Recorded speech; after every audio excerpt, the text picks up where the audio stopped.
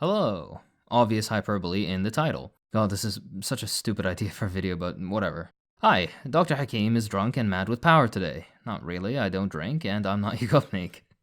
Speaking of that beautiful man, though, I have a bit of an announcement if you haven't heard. Yugopnik, Second Thought, and I have decided to start a fun and memey podcast mostly shitting on capitalism, amongst other things. If you like any of our content generally, then you'll like this podcast as well. The link is in the description, pinned comment, and just about everywhere else. With that out of the way, let's get back to my weaponized stupidity. Today, I'll be talking about an unsung hero of my life, polymethylsiloxane polyhydrate. A riveting topic, I know. Let me just explain what it is, and then you can make up your mind.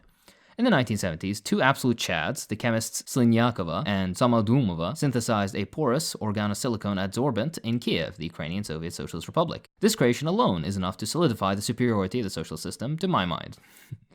Oh, and before I forget, for you Americans, this isn't meant to be some medical advice or all that nonsense. Do I need to say this? I don't know why I moved away from the mic for that. The room's empty. I don't even know if you can get it in the US, but apparently this needs to go mentioned for whatever reason.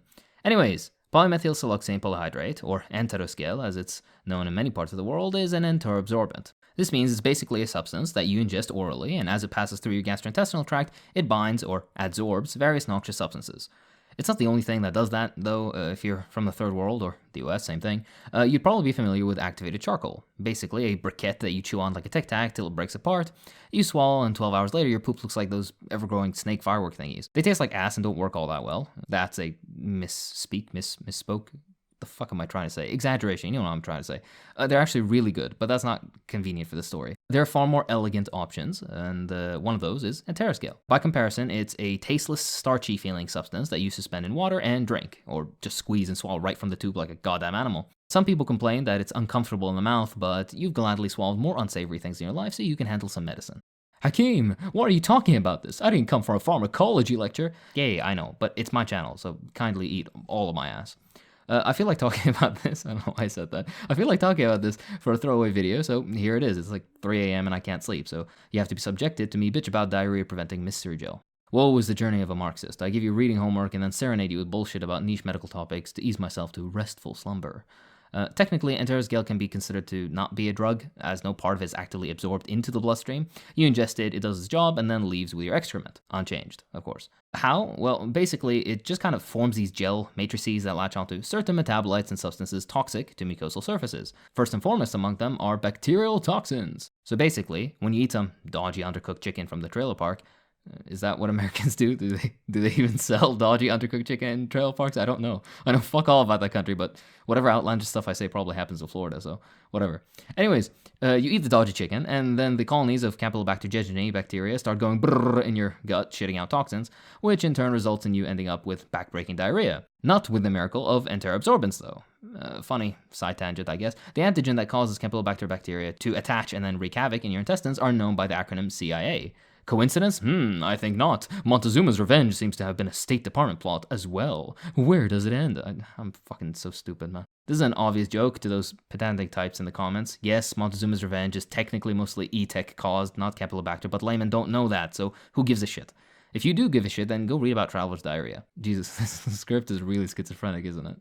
I'm immediately regretting writing this because no one else is going to find this garbage interesting. I barely find it interesting myself. Anyways, I haven't mentioned all yet. Not only does it bind bacterial toxins, but it binds bacteria whole too. Pathogenic microflora if you hate yourself. A lot of medicines make up needlessly complicated terms for simple concepts. A necessary evil, it seems. To further, though, sing its praises, it also kind of coats your gut, preventing penetration of bacteria into mucosal surfaces. What more could you want? It also binds xenobiotics, fancy terminology, basically synthetically produced chemicals, usually meant to indicate medication. But this isn't always a plus, because sometimes you need to take a drug, and you're basically not allowing the drug to do its job if it'll get captured in the ethereal allure of enteroscale while in the gut.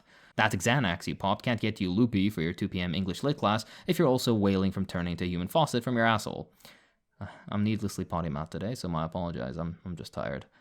Why am I even bothering to talk about this really? Well, because I personally prefer enteroscale over activated charcoal for my personal use. Yes, they don't have the same exact uses in all cases, and activated charcoal is much cheaper and, according to some studies, even more effective, but I don't know, I just personally never liked it.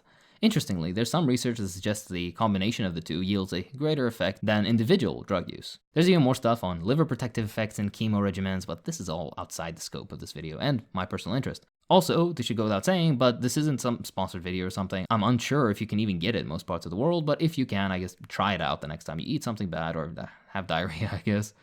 I'm still confused as to why I made this video. I'm sure you are too. If you've stuck it out till the end, though, congratulations, you've earned my eternal love. And if you want sources, I can't be asked, so do your own homework. NCBI has it all. Just search in Terrascale and you'll find all that you need. That's all for this time. If you enjoy this...